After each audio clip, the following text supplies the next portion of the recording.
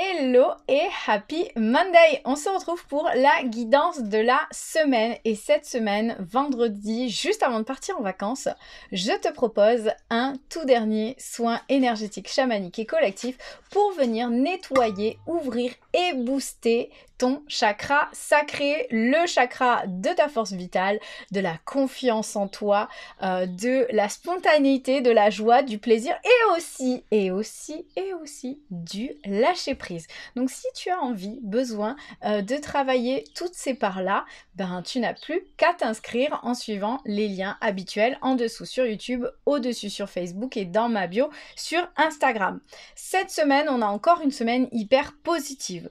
On a la carte du feu qui va bien avec justement le chakra sacré, c'est la carte de la force vitale, de la lumière qui se rallume. En gros, on sort des ténèbres, on vient voir les choses d'une autre manière avec cette lumière.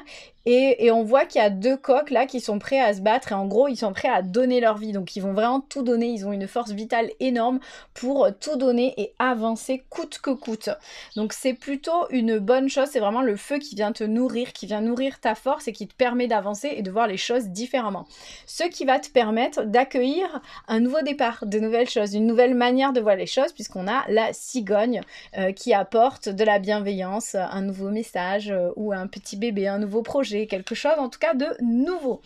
On a aussi la carte de l'étoile qui est une des cartes ultra positives, donc c'est la bonne étoile, c'est celle qui te guide, qui t'aiguille, qui est là pour éclairer ton ciel et donc il ne peut se passer que de bonnes choses avec des cartes comme ça cette semaine.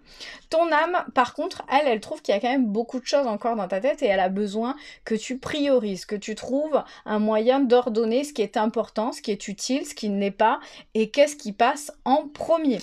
Ton cœur, lui, il a besoin que tu trouves un équilibre parce que tu oscilles encore beaucoup entre des hauts et des bas et c'est arriver à trouver un équilibre dans ton cœur avec tes émotions.